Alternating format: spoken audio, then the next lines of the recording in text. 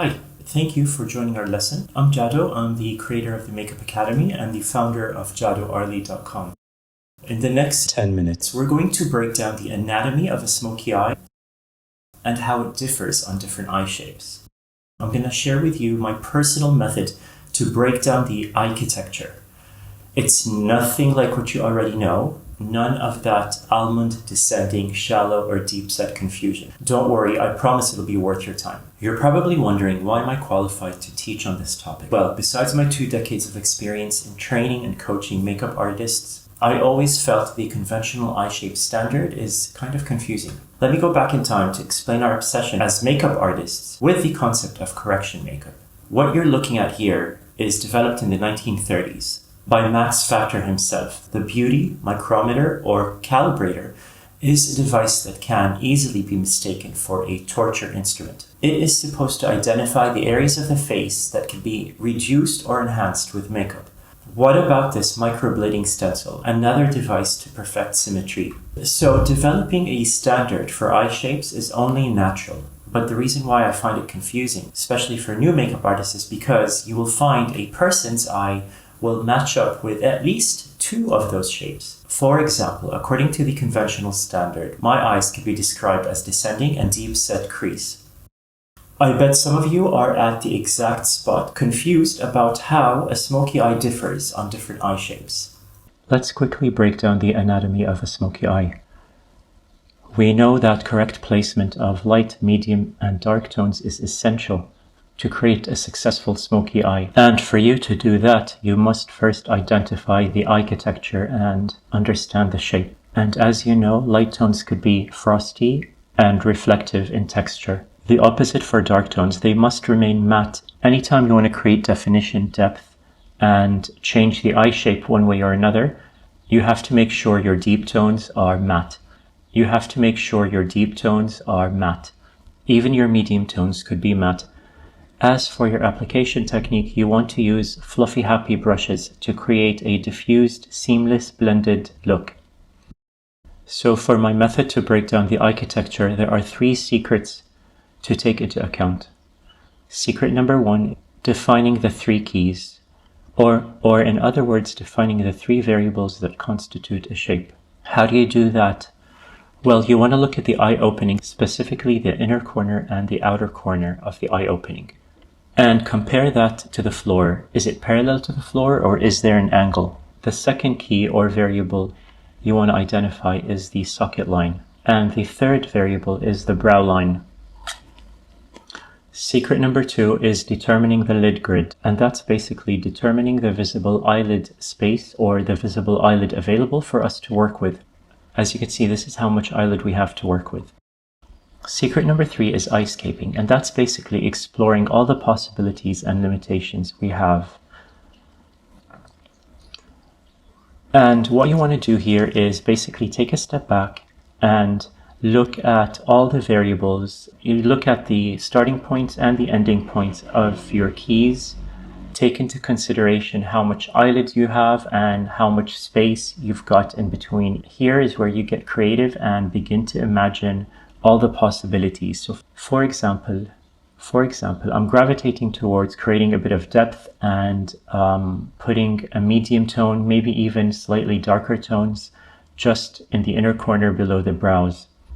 Another area I'm gravitating towards creating depth and definition is the lower waterline, and just below the waterline. So I feel like we could apply dark tones at the bottom and pull it up towards the brow to exaggerate the cat eye. And because I have quite a bit of room between the dotted green line and the dotted pink line, I can actually pull the eye and extend outwards to make the eye look wider. Are you guys getting this? I know this is quite technical. Perhaps some of you are feeling like this kid right here.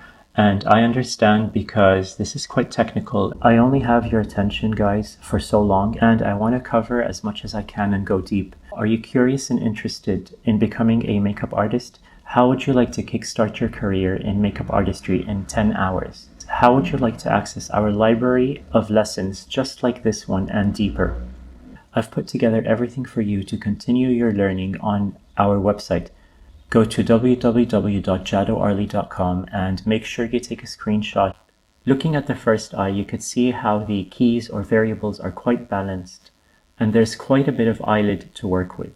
And then compare that to the second eye, where you have almost no eyelid except for the eyelid in the inner corners to work with. A beautiful area just below the brow bone, which you can utilize. And in this scenario, when the socket line touches your lash line or the lashes, that's when we have a fourth variable created. This is what we call a hooded eye or a deep set eyelid. In our fourth example, you can see how the socket line extends beyond the eye opening line and goes lower and pulls the eye down. To balance this eye, most likely I will create lift and go against or counter the downward pull. But before I let you go, I want to have a deep dive into two scenarios. When working with a descending eye, meaning your eye opening is parallel to the floor, so the eye is usually called descending or downturned. In this particular scenario, you want to take into account the two invisible lines which extends from the outer corner of the eye opening to the tip of your brow. And the other line is parallel to the floor and is at the highest point, as you could see in the picture. These two hypothetical lines will create a wedge with the eyelid, and that's where you want to place your darkest tones. If you go beyond these invisible lines, you will lose the effect. Take a step back and look at the first and second photo. You can obviously see that the eye looks a lot more balanced with a lift in this second photo. Obviously, it's an optical illusion, but when you go beyond the invisible line, as you see in the third photo, the optical illusion is lost. And finally, for our second scenario, where you have your lash line touching the socket line, conventionally we call this a fold over or a deep set eyelid or a hooded eye. The placement of the dark tone must be specific to the touch point where the socket line and the lash line meet.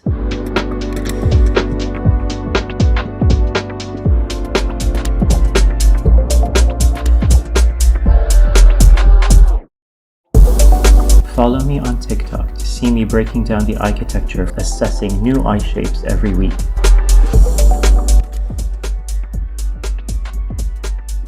So for example, we've got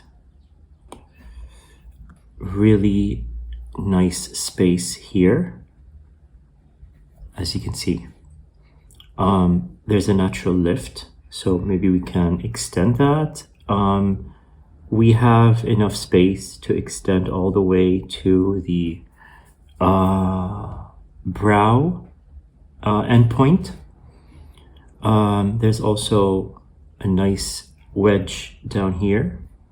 So there's quite a bit of things we can do. As you can see, the crease is very close to the lash line and leaves very little room. So I don't want to worry so much about this area.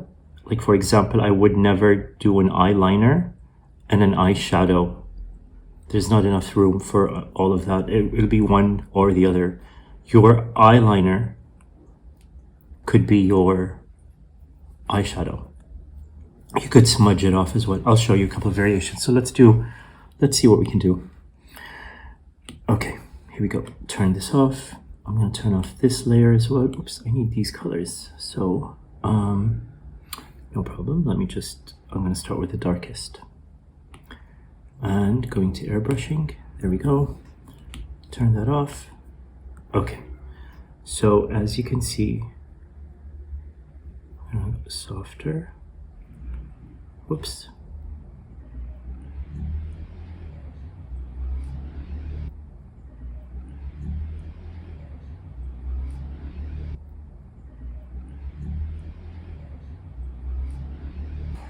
See how beautiful that looks? You can go, like I said earlier, go black. Here we go. So you can kind of do a pull like that, and it kind of just goes with the shape. You can bring it down a little bit. Let me smudge that.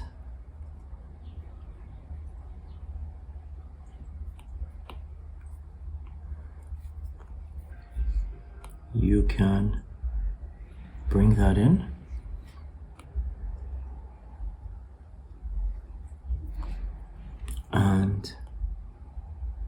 smudge away.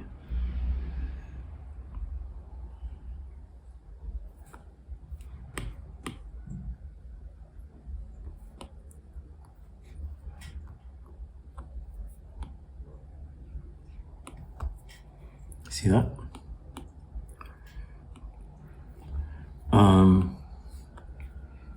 So quite a bit of things you could do.